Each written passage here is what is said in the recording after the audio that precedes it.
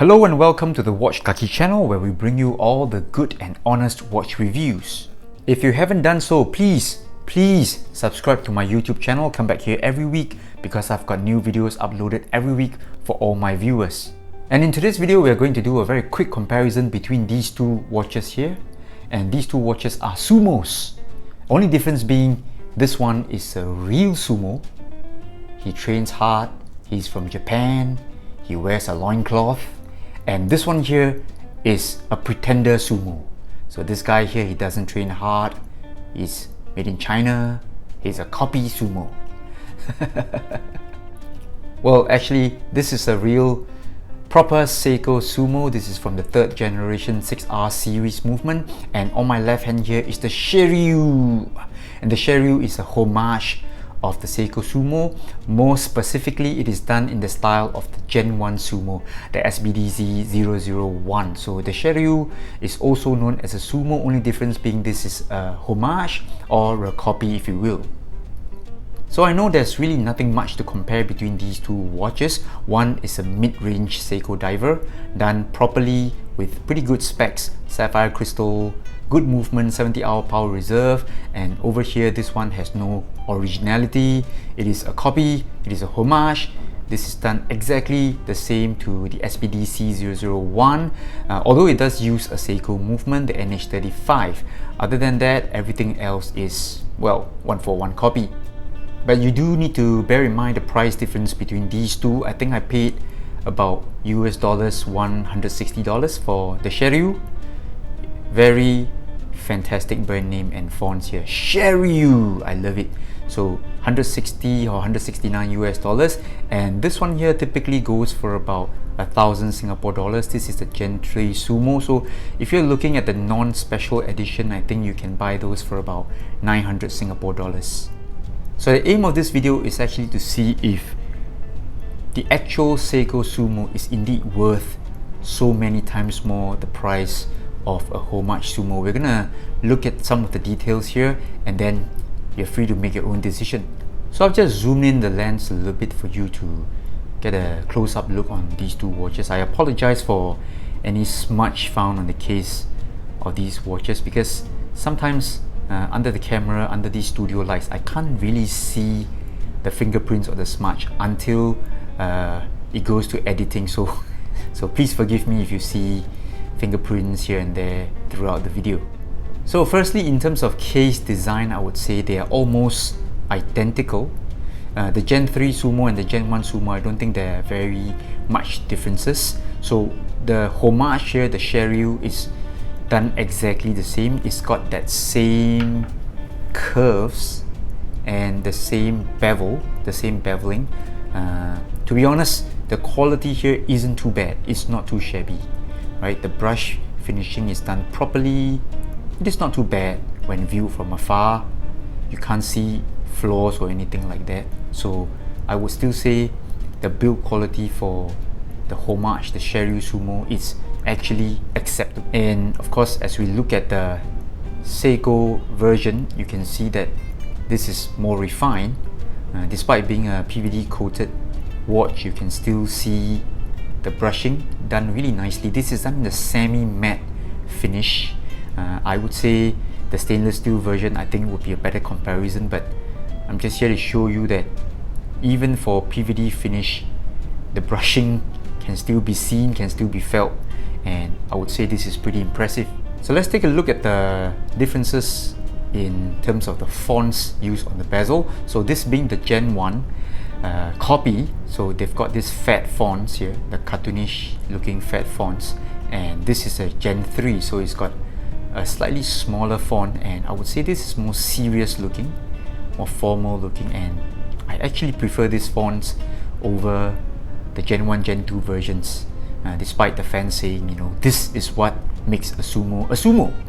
Alright, for me, I think sumo is more than just the fonts. Most likely sumo refers to the case and how the curves here sweeps in to sort of protect the bezel. So over here you can see that it sort of goes in and, you know, it sort of protects the bezel here, really nicely done. not in a crude manner. It flows in really nicely, and this design cue is carried over to the homage as well. So again, the curve here swoops in and then goes on to protect the bezel. Done really nicely as well. So round one, I would say I'm actually pretty surprised. The casework of the Homage Sumo actually doesn't give away too much to the actual Seiko version. That is until you go close up. So for example, if you were to look at the details, such as the end links here, as well as the links, just take a look at how bad the finishing is. I would say, I'll go as far as to say this is unfinished.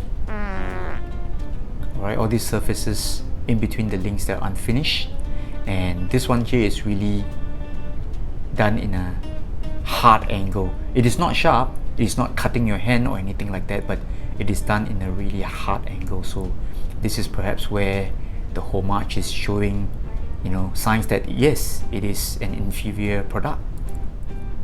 Perhaps more differences can be seen on the finishing, on the finer details such as the markers and as well as the bezel. Just take a look at the bezel inserts of these two watches. So the Seiko here has got a proper insert, nicely framed, nicely done. But take a look at the Sumo, the Shirryu Sumo version. This is like a joke. This is a stuck-on stickered version. It does light up pretty brightly. It's a functioning lume pip, but the execution is just a nightmare.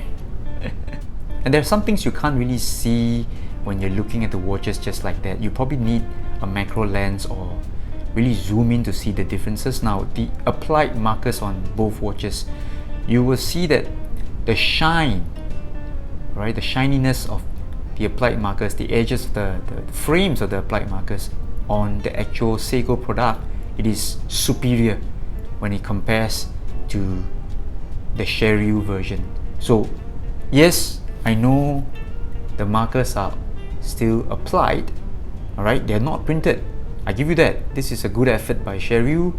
They are applied, but the level of bling, the shininess of the frame together with the bezel and the fonts here, I think it just looks slightly off.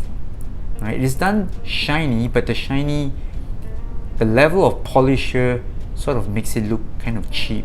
Also together with the frame of the hands, alright, they are done in chrome, but I think they're done rather cheaply. And if you were to compare the homage to the actual Seiko, you will see that there's a really big difference. Over here, the borders of each of the markers, they are done really nicely. Let me just wipe away all those fingerprints and smudge first. So here you can see that the frames here are really good. They're done really nicely. The shine there is done really well. Just some other differences include the feel and the execution of the crown. So this one here, it does have a side crown. Because I think the first and second generations of Sumo, they came with side crowns, but they didn't have sapphire crystal. So this homage here, you wouldn't believe it, is an improved version on the Seiko Gen 1 and Gen 2. This one here has got a sapphire crystal, but let's take a look at the crown action.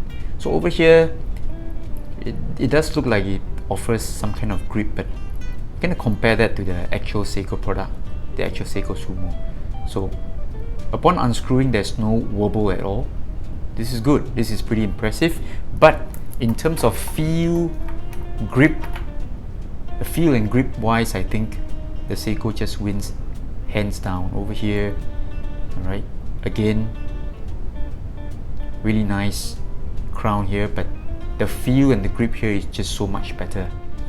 So I've just blasted the lume of these two watches with my UV torch. I'm gonna switch off the lights now and we'll do a quick comparison of their lume.